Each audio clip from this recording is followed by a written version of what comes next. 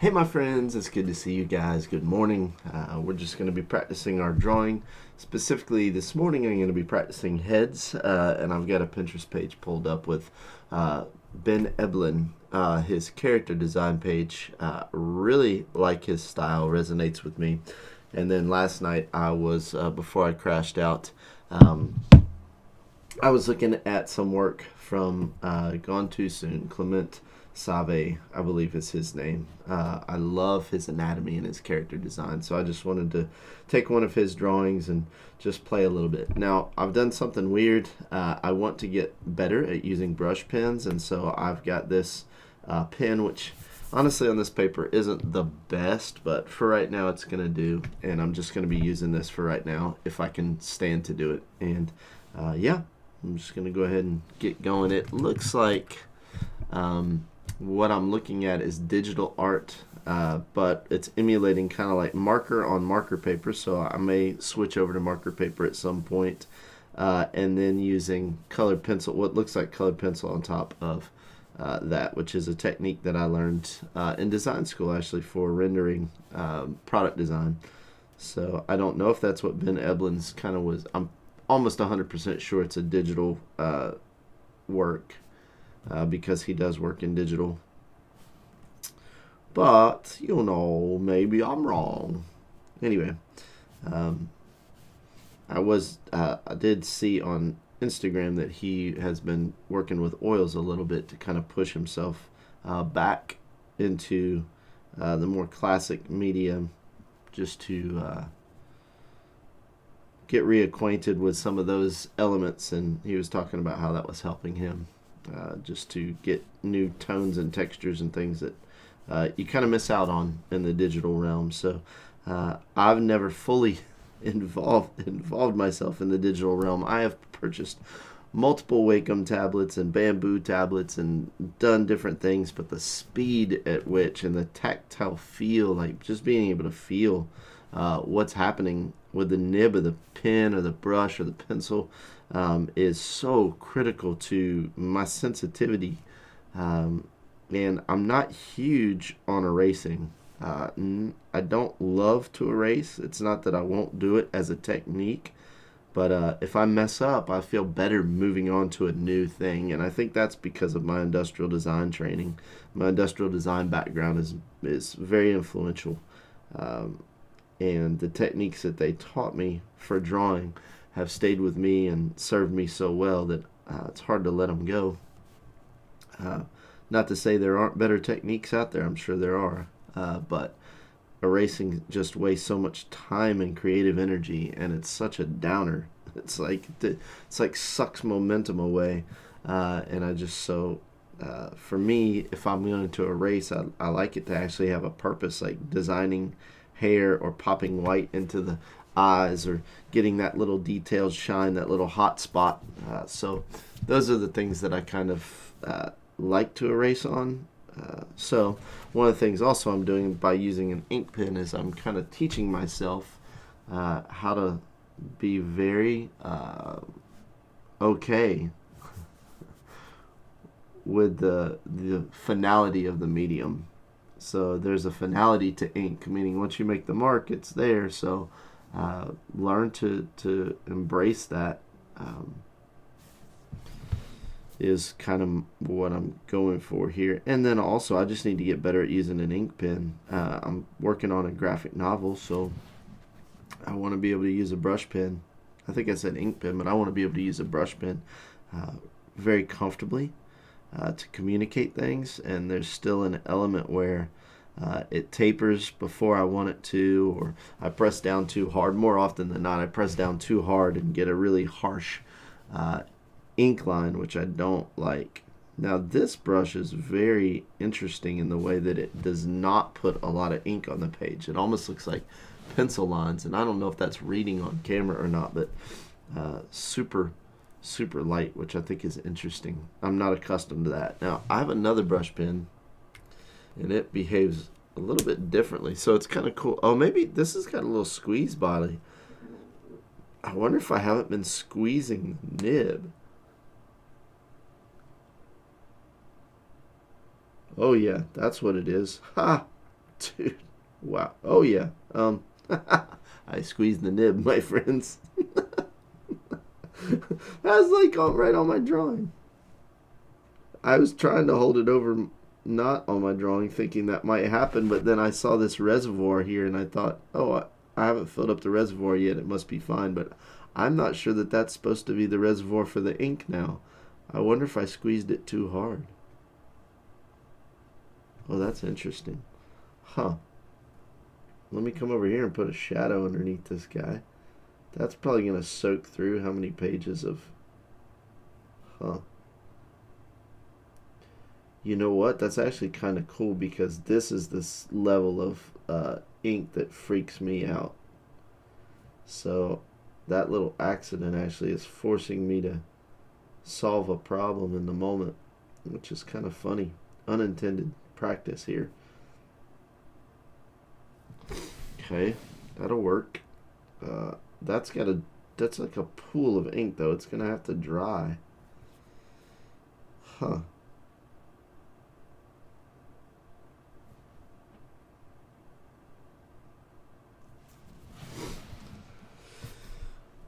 Yeah, it's gonna bleed in. Oh, look at how it's behaving on this paper. That's why.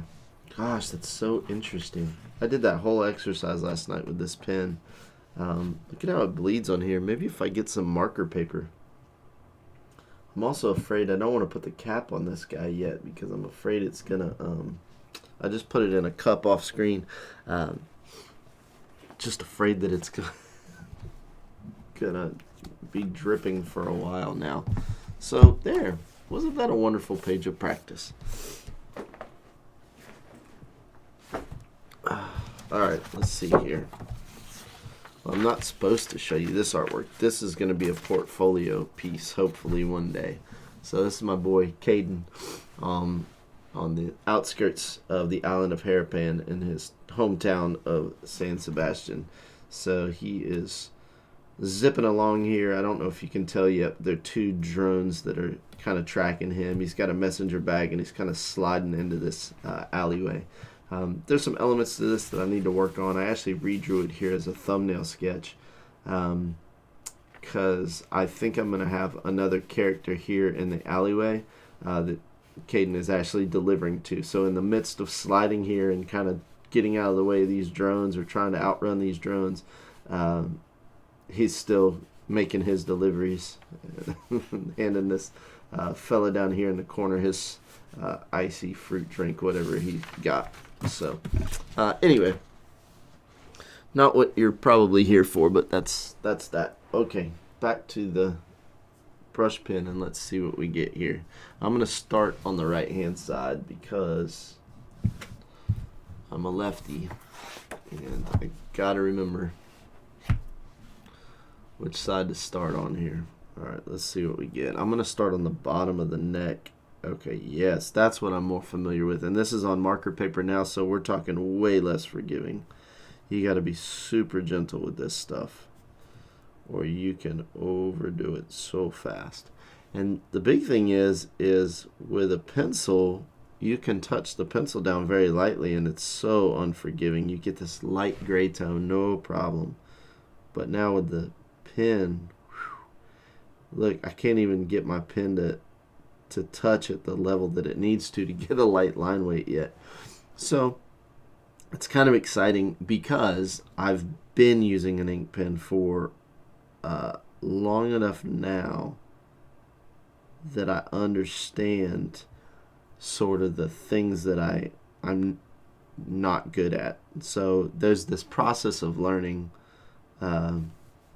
or this idea of learning that when you start learning, you don't know what you don't know.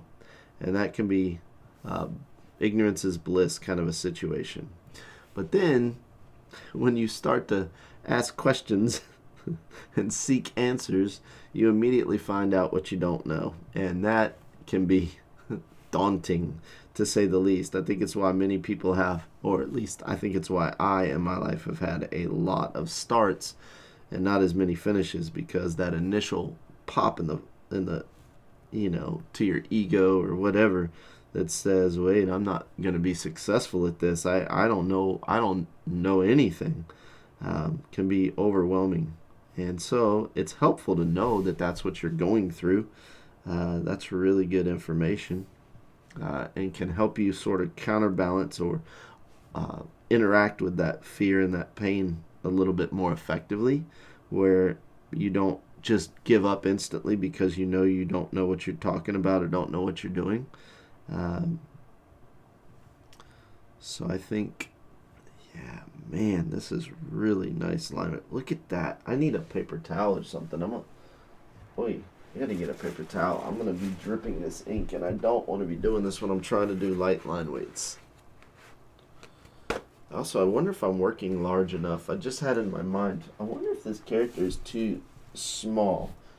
Like for some of these line weights, if I need to make these heads a little bit bigger. So that's another thing to kind of consider as I'm going along.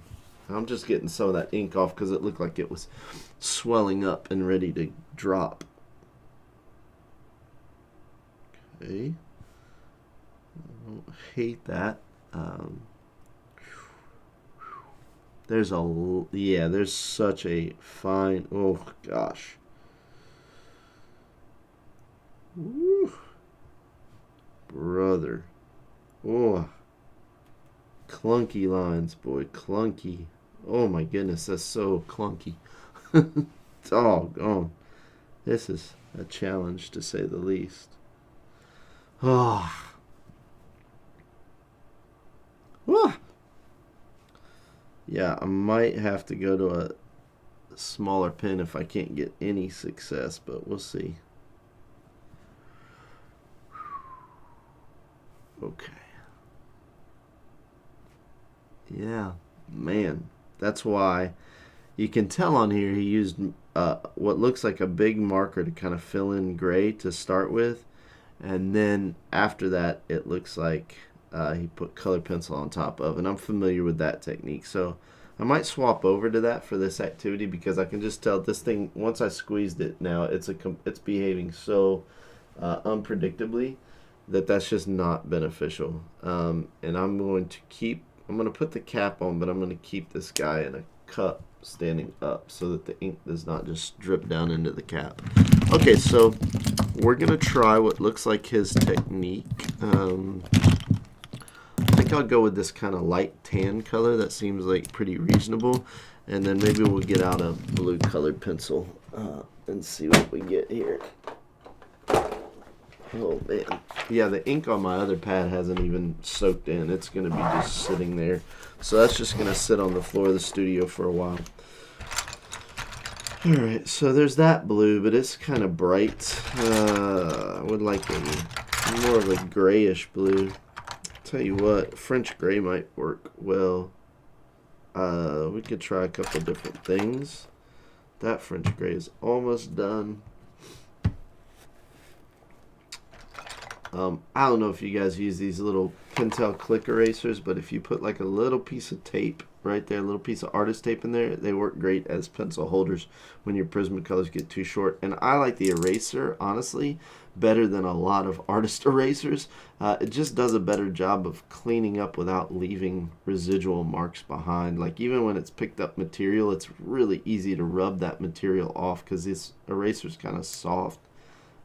So I really like this, and I haven't seen a lot of artists doing it, which I'm surprised at because when I discovered it, it was well over a decade ago. It was probably 2 decades ago. I don't know how long they've been making these, but it was a long time ago, and I'm just surprised that more people don't do it. It works so great. All right, let's keep on rolling here. Okay, so the next guy is kind of a big fella. Ooh, this is a really deep brown, much deeper than I thought. Because I have a dark brown and then I have this one. I might go to a gray next time. So he kind of looks like he gets like a basic silhouette shape. I probably need to refill this marker too. It feels like it's drying out a little bit. So just get this nice, oh gosh, so beautiful. So the one thing that I know it's digital is because of how even the marker portion is. It's just a flat color, so you can tell. So that's kind of interesting. I think if I had not done such a dark color, that would not be as big of a problem. But because this color has got such a Let's just try it with blue and see what we get, since you got a hot and a cool color. That's kind of interesting.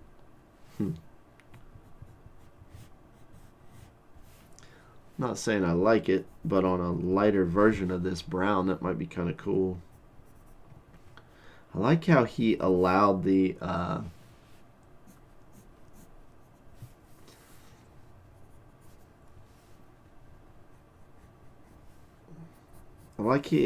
how he allowed the shape of the marker to kind of define the shape of the head. And I wonder how much he had already sort of visualized, or if he just knew, hey, I want a thick neck kind of brute here, or what the thought was there. It's just interesting. And then he always does the line of symmetry, it looks like. So that's kind of interesting, because I don't always do that, and I wonder if that's leading to some of the problems I face. Now, one thing he does here is he placed the eyeball really far into the face, which seems anatomically off. Like, the eye looks like it should sit in here, but he has it over here. I'm going to put it where it seems like it should be in my mind, and then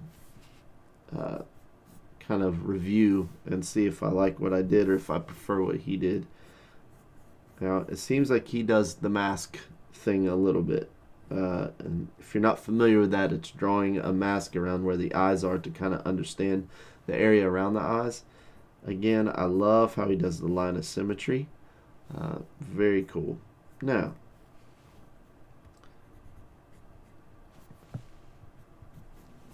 that's kind of interesting. Now, if I take, now this is my other ink pen, my other brush pen that I'm a little bit more familiar with and feel a little bit more comfortable with, similar properties, but just a little more forgiving, in my opinion, or a little more sensitive.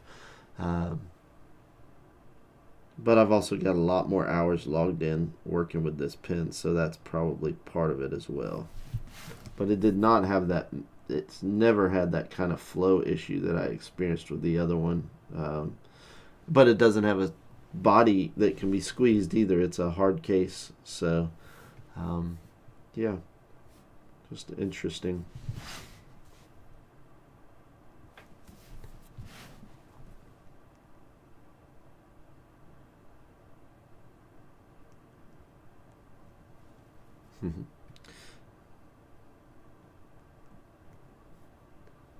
Now he does this interesting thing where he's got the top of the nose and then it curls up, which is cool, but yeah, it changed the personality of my character a little bit. I kind of liked what I had when I didn't do that, so that's interesting. But I think anytime that I'm drawing a bigger character like this, I like a more eagle pointy nose for some reason, and probably as I grow in my character design, I'll learn how to sort of edit that a little bit and kind of get a wide variety of character personalities. Yeah.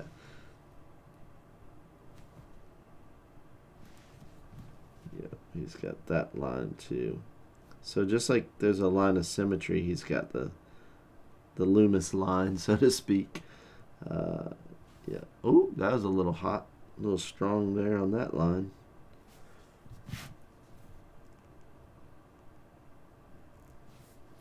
Yeah, so that's kind of cool, right?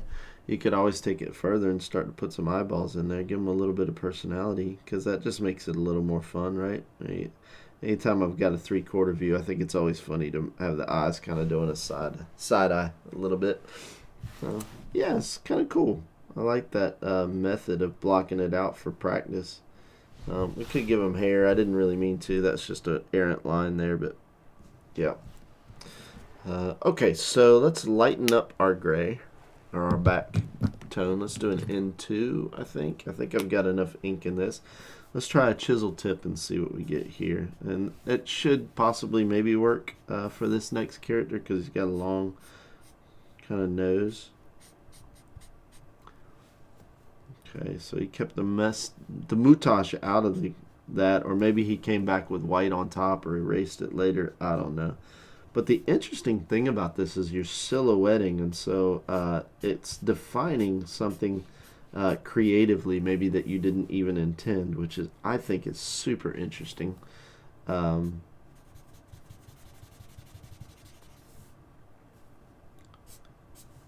yeah. Okay, so yeah, uh, my neck is angled back way more than his. It should be more like that, I think. And I'm not loving my external shape. I'm not loving the silhouette of this, but that's okay. Um, oh yeah, then pencil. Now let me try this gray tone. That guy's almost done. Pull this down a little bit. I didn't realize I was off screen. Somebody should have told me. Somebody should have said, "What are you doing, bro?" So he's got the ear pretty far back there. Got that carved out like so. There's the bottom lip. Alright, and he's got a moustache here. It's coming out somewhere around in there. Yeah, I have worked with colored pencils so much from my NC State days when I was at the College of Design there. I just fell in love with them freshman year after seeing the quality of color and line that you can get with this, and mixing them with other media like markers, the way they sit right on top, they layer very easily. All of that stuff is excellent. So I see him doing something that I noticed in another tutorial was talking about. They say slant the eye and the eye socket a little bit back, which is interesting. It didn't read incorrectly for me at first, but the other tutorial was talking about how this kind of sets back in the eye socket a little bit, and you tend to see a little bit lower portion of the sphere. So if the sphere was here, you kind of get this little diagonal slant going, which is kind of interesting. I wonder if that's true for all people, because obviously there's millions and millions of different sort of adaptations or ways to see this. Everybody has their own sort of unique look, and I wonder if that's a hard and fast rule or just a general rule of thumb, because a lot of times in drawing I like to find the really fundamental things that are kind of immovable, but it helps also to know the things that are common, even if not always true. So this guy has, at the nostril line, I just got this feeling that that little part of the ridge might be visible. Maybe not, but yeah, so this is a real nice color combo. What we got here, going with this French gray, I think it's 70, yeah, French gray 70 on top of the N2 Copic marker. That's a nice gray tone complement. The N2 is not too dark. It's a little bit dark, but not too dark. So I kind of like that. Oh, my hand went through. I didn't even see it. That's the problem with that ink pen releasing so much ink, is you're in danger of doing knucklehead stuff, which makes you feel not as confident. Okay, now I do prefer the brush pen side than the chisel side. I don't know if I'll keep preferring that for this, but now this next series I really like, because it's got the hair included in gray but not drawn in the pencil line.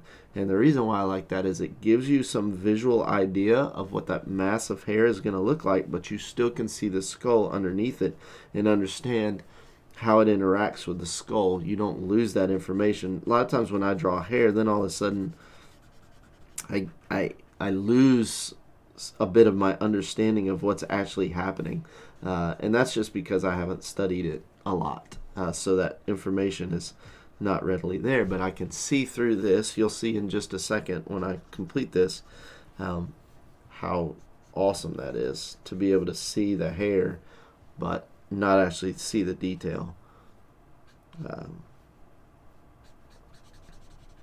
Right. I'm imitating what they did digitally with a marker, which is hilarious. It's like full circle. All right.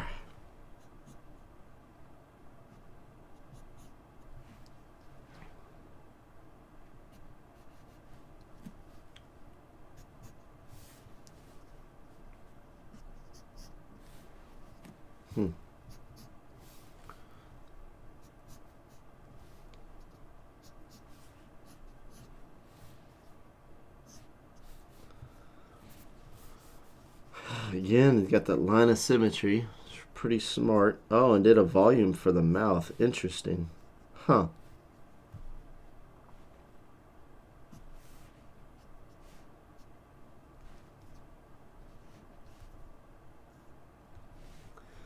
One thing I have to be very careful of is when I'm not successful with a line, to not overwork it. To just let it be. There will be more drawings and more opportunities to fix it, but one of the things that makes your page look absolutely amateurish is overworking a line that you don't like. It just destroys. And again, that comes from years of working at NC State and product design and learning that it's better just get yourself a fresh sheet. Just keep scooting along, keep the creative flow. So I definitely need to keep that with me as I'm doing these renderings, because it's very easy to see the things that I don't like in the moment and want to fix them.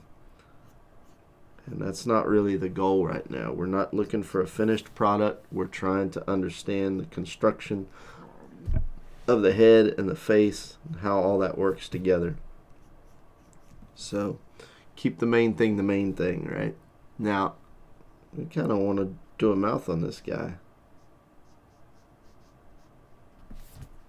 Something like that. I don't know. Now, I think if you notice the hair, it's kind of cool. So one of the things really trying to do is keep my angles parallel, like if this were an actual cube. Wow, I keep pulling through the ink. This is one reason why my page looks pretty messy now. All right, let's keep cooking. Might need to get a little lens cleaner here. Clean up my hand so it doesn't spread more. Let me see if I can clean this guy up. Yeah. Are you done bleeding? No, you are not done bleeding. Wow, it's a lot of ink. Ah! Sucker! Alright. So, there we go. I don't know if I should even put one there. Let's go over here.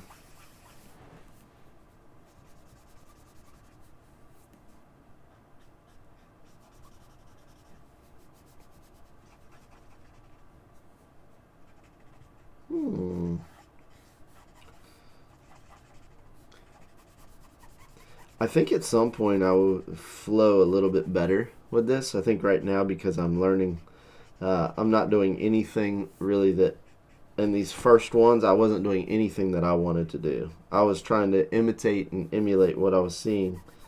So there's a clunkiness to that drives me crazy. I do not like being clunky when I'm drawing, but this page obviously is the perfect example of what clunky looks like. So we learn to live with it. Again, it's just part of the learning curve.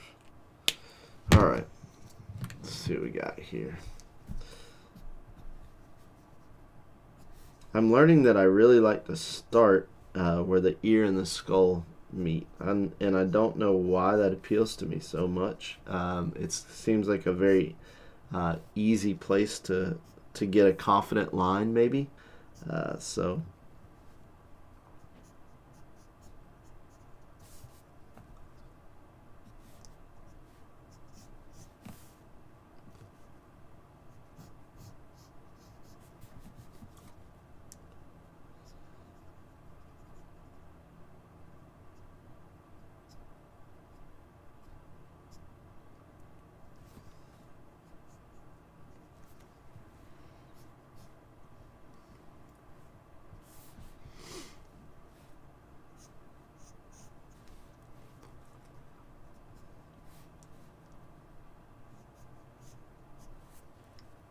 Huh.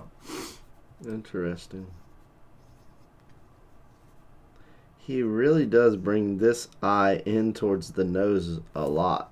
I'm just noticing that. I don't know if that's because that's the character's like he likes bringing the eyes in close together, or because they don't look super close together. Now there are later versions where he does adjust and not make that circle so obvious, but maybe on this because it's not a 3/4 complete, or maybe I don't know. I don't know. Interesting.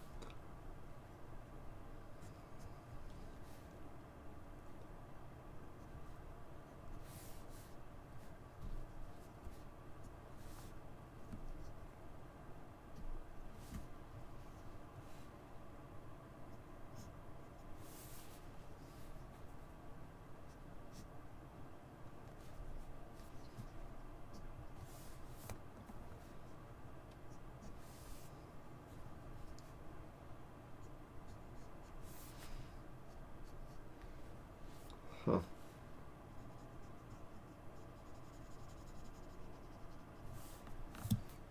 I'm shading that in a little bit. He didn't really do that, but um, yeah.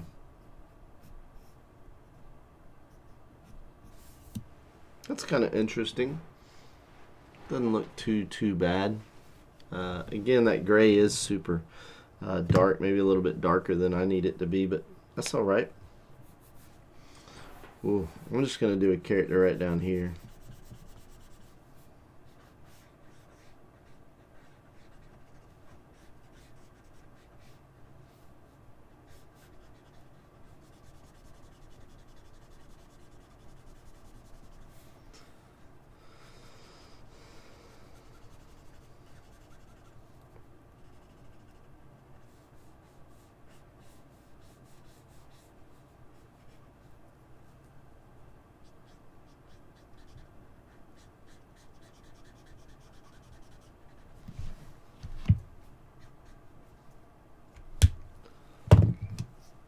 All right. See what we got here.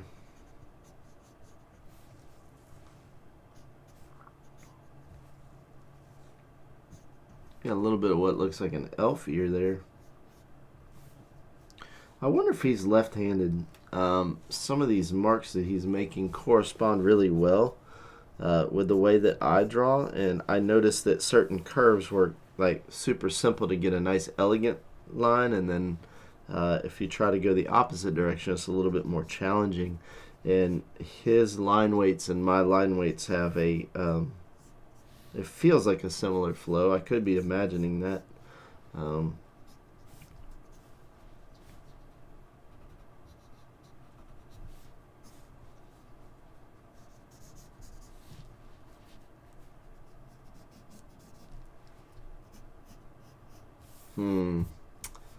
I'm breaking away from what he did a little bit, and I think it's costing me. So there are things that he is doing and understands that I don't understand yet, I'm guessing is what's going on there. Because, yeah. Okay. Line of symmetry again. And he does the big thing for the mouth, which is interesting to me. Like the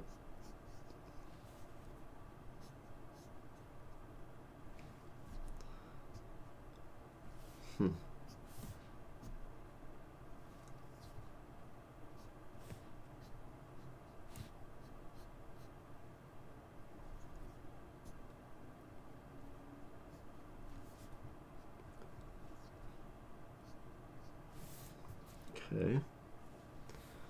Now he's got a lot of geometry happening on the bridge of the nose right there, which is interesting. He's pulling all that up to the brow. And he brings it back to the ear. Now I'm not familiar with that. So this line comes down to this, but then he kept that going straight. Okay, so that's going to the eye socket. Very interesting. Okay, now he's getting away from the circles. So the circles are this outer boundary, and this one he's starting to put white in like there so that you can see a little bit better what's going on with the eyes. So that's more what I'm accustomed to. So I guess what he's doing is the spherical geometry, whereas I drew this like the whole eye like a very cartoony looking thing. Oh, I do see he actually has eyelids on there. I didn't see that the first go around, so that's interesting. You take a little bit of white and punch it in there, it'll be a little bit more obvious, but yeah. And so then in here he's just got a little bit of white, just kind of lightening that up. Interesting. Huh. So no mouth, no teeth on this one. Huh. Yeah. And not nail this one for sure. Not. He's got a lot of sensibilities in his work that, yeah, it's not horrible, but it's not great either. Okay. Let's see. What time is it? I got to get going pretty soon. Let's see. So I'm just trying. Oh yes, this is going to be a good challenge. This is from an awkward angle. Okay. I'm probably got to get going soon. Today's a teacher work day at school, so I get to go in a little bit later than normal. And I'm gonna try and do these live drawing sessions frequently, or at least I should say more frequently than I've been doing my YouTube, just because I'm going to be live streaming, so there's no editing involved. I'm just kind of getting on here and showing you my practice as I go through Graphic Novel Pro. I'll probably also be talking a little bit about what I'm learning as I get my teaching licensure, because I'm in the process of doing that. So I'm just going to be learning a whole lot over the next 3 months, and it's going to possibly break me. We'll see. We're going to try not to be broken by the process. But yeah, it's going to be a lot. So, this is interesting. YouTube has not been streaming any of this. So I wonder where it's been streaming to then. That is so bizarre. Well, I guess I can stop streaming, so I have no idea where this went.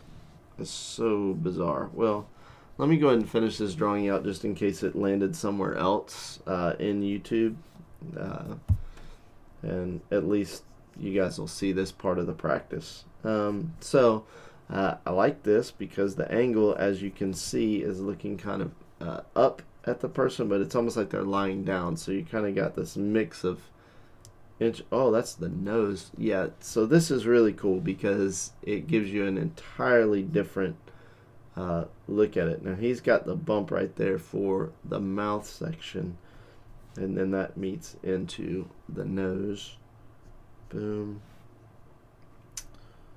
Boom, like this, that, and then that. Okay.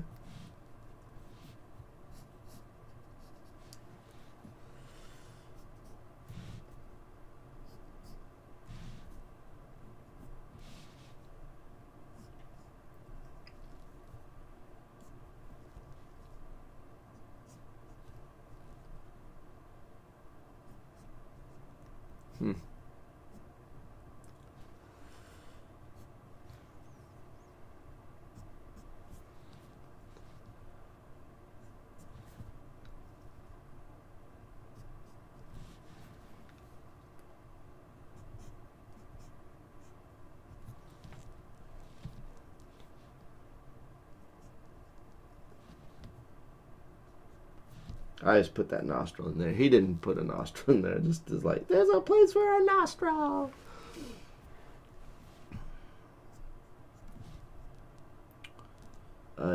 Yum. This is... Yeah, this is super good and challenging.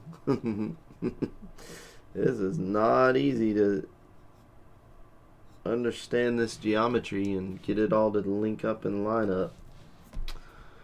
But that's why we're doing it. We're doing it, you know? Doing something that's well out of the... Well, kind of on the edge of the comfort zone, I will say. I'm not completely uncomfortable. I sort of know my way. I know my way around geometry, like the geometry of shapes and things like that. I feel very comfortable drawing things as cubes and squares and that. What I'm not comfortable around is how that geometry equals the parts of the head and the body. And it's not that I've never worked on it. I certainly have worked on it some. But it just seems so elusive, even after working on it for quite some time. So yeah. But at any rate, I probably need to call it because school, I'm going to have to get ready for school here. But certainly did enjoy this hectic process, and hopefully some of the mess ups resonated with you, as well as hopefully some of the successes. And I do like the marker and the colored pencil technique on a certain level. I don't know. Yeah, we'll see. I'll probably keep working on this for a while and see if it's something that I can really stick with, or if it's something that needs to be edited. There's something about it that I'm not 100% in love with yet, so I got to figure that out.